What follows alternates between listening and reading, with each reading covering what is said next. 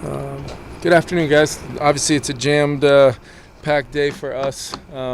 Getting a lot of preparation in on a short week. Looking ahead to Thursday night, we know it's going to be here before we know it. We're doing everything we can to turn over our players. We got a great staff to do it, and the players have really, that process began really after the game on Sunday night. We don't officially have full speed practices this week, but end up getting a lot of very, very important on the field work via the walkthrough. We'll have our guys feeling good and ready to go compete. Wanted to give you guys just an update. Earlier this morning, we did put J.J. McCarthy through an on-field workout just to see if he had a chance to make it this week. J.J., the medical staff, myself, we're all kind of encouraged about where he's at and the progress he's making, but he's just not there. And if this was a Sunday game, maybe it would be a little bit of a different story, and we could push it throughout the week and see where he's at towards the end of the week. But really, I look at today almost as the combination of a Wednesday, Thursday, but really it is a Friday on the timeline of coming up on being 48 hours out from the game. So we wanted to have a plan at the quarterback position, and it'll be very similar to last week. Carson will start, Max will be the backup, and JJ will be available in the case of emergency as the third. Like I said, encouraged about where he's at, and very much looking forward to continuing his progression and hopefully having a chance to go next week, and we'll keep you guys posted on that. But also wanted to make note of Aaron Jones' 21-day window opening up today. That'll be something that will happen today, and we'll see where he's at potentially for his availability on Thursday night.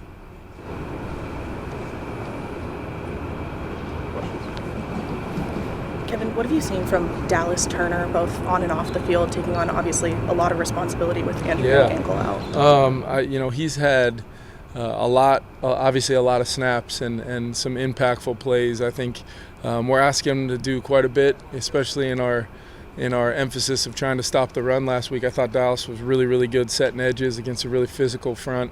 Hard O-line to rush against, especially at the tackle spots, and wanting to try to contain Hurts as much as we could. Maybe limited some of the, creativity of some of the rushes, but the strain, the finish, his use of his, gifts to rush the passer are being used and emphasized, but also growing on a daily basis. So I think Dallas is just going to continue to get better and better and better opposite JG there, and looking forward to see how he can do this week. Fired up to watch him play. Deep balls you guys gave up, how do you balance you haven't done that in the past? Yeah. The fact that it happened. I mean, you can't completely write it off. How do you balance that? Yeah, Flo talks about all the time. One of the main priorities every week is keeping the chunks off the tape, and those big plays.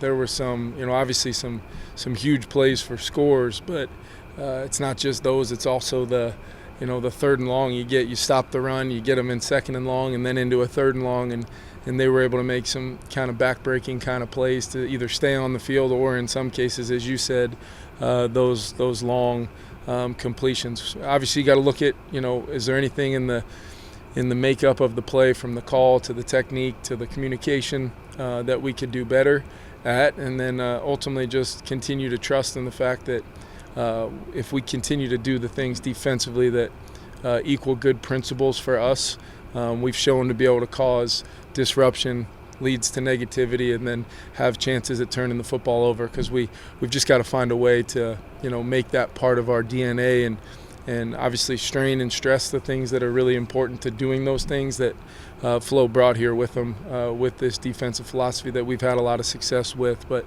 got to keep the chunks off the tape for sure. What prompted the workout this morning? Just that the walkthrough doesn't have enough to Yeah, it's just really what it is I thought, I think I may even have said this on Friday, like I was encouraged by where, he was at coming out of Friday, and then thought he, pregame, got a chance to work with him a little bit Sunday in the official warm-ups, and then I know Josh was able to take him through some things before we got out there officially in uniform, and just wanted to know kind of if he could possibly, be at a good place, and because really we'll go through first, second, and third down today.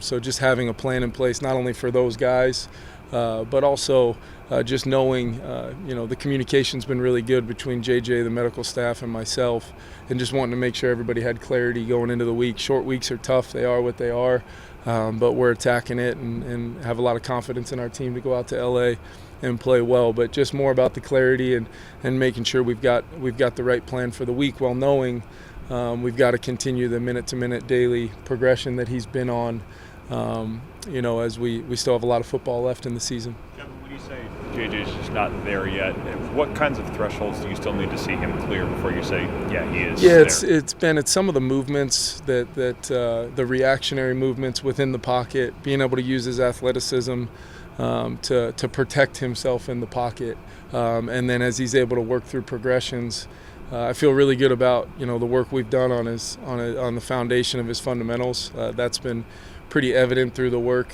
that he's done, and he's really the commitment to doing that. It's really just about hey, there's maybe a guy gets edged and I don't really know the movement I'm going to have to make.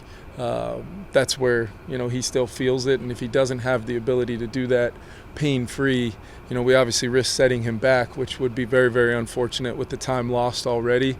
But also giving him the best chance to go out there and have success is ultimately what we're looking for. I really having to overcome certain things, that's kind of been the story of our season. If you look at it for JJ, I mean, whether it's early on in the Chicago game, we just didn't have a great all 11 feel to our execution. Then we did late in the game and had a bunch of success and won that game. And then clearly the circumstances involved in week 2 made it less than ideal from a standpoint of preparing a guy to play in a football game. So, and now you have the injury as part of it.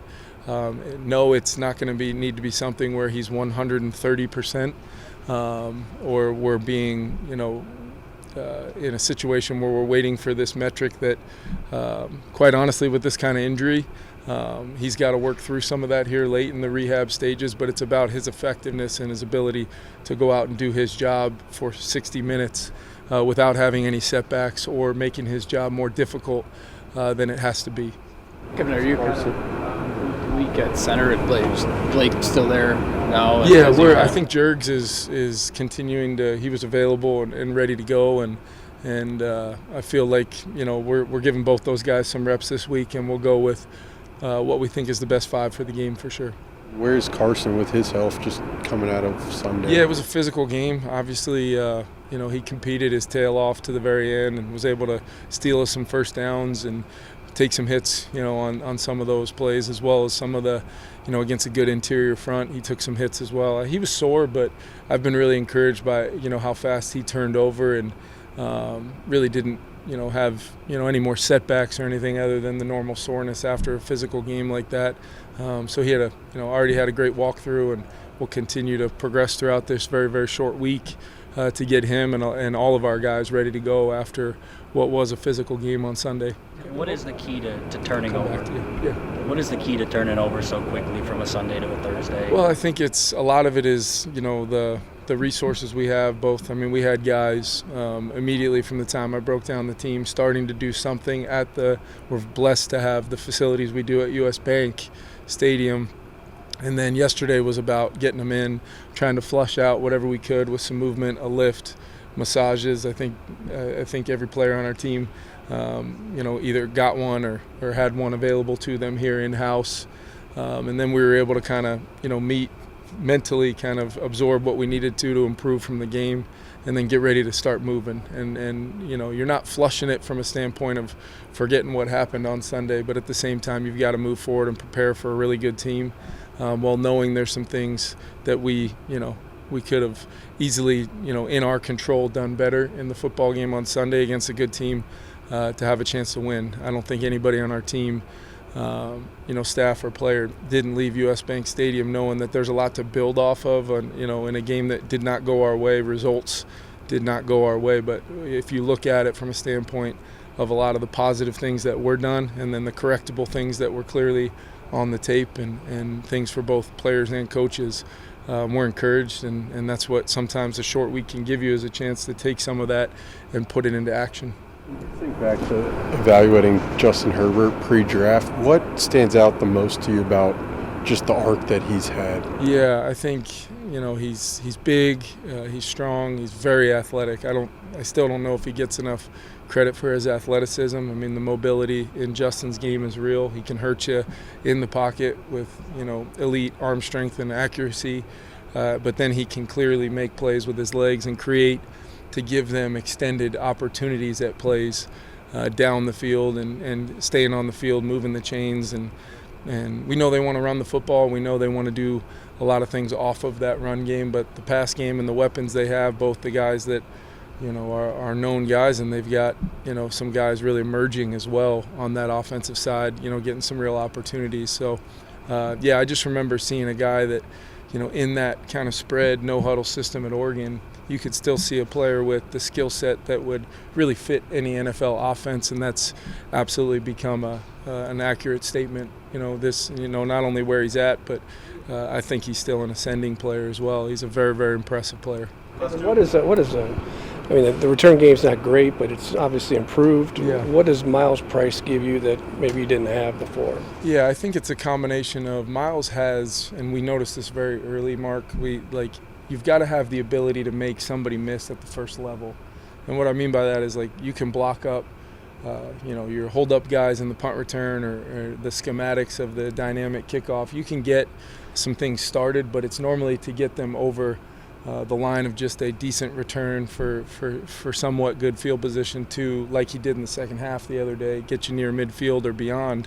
It's going to require him to make somebody miss or make a cut, make a change of direction move that will give him a chance to then restart the engines and hopefully have a chance to take it the distance.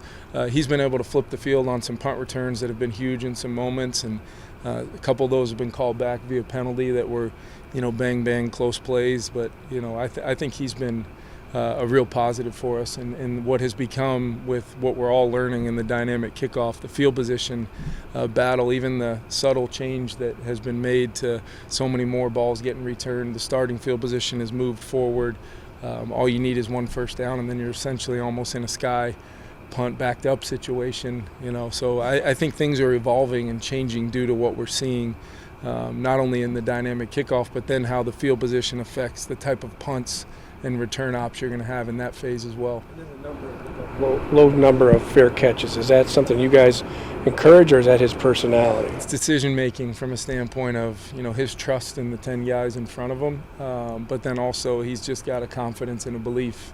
It takes a certain kind of individual to go back there, and you're on an island back there. These punters are wildly talented, putting the ball where they want, and different types of spin and rotation on the ball. He's caught the ball very well, and then he feels like he's got the ability to change a game every time he touches it, which is the type of characteristic you want in a guy that's going to go back there. Kevin, what chance does Aaron Jones have to go Thursday night?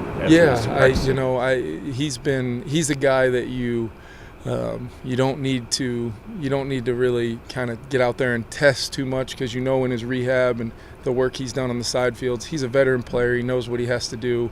He knows what he needs to feel like, and then we'll be smart with Aaron. But at the same time, we know he's here for a reason, and we know what he can bring to our offense. So we'll see how he responds. He's because he didn't play on Sunday, he can do a little bit more either with the trainers or side work in conjunction with what he's doing in the walkthrough to mentally prepare to kind of figure out where he'll be at on Thursday.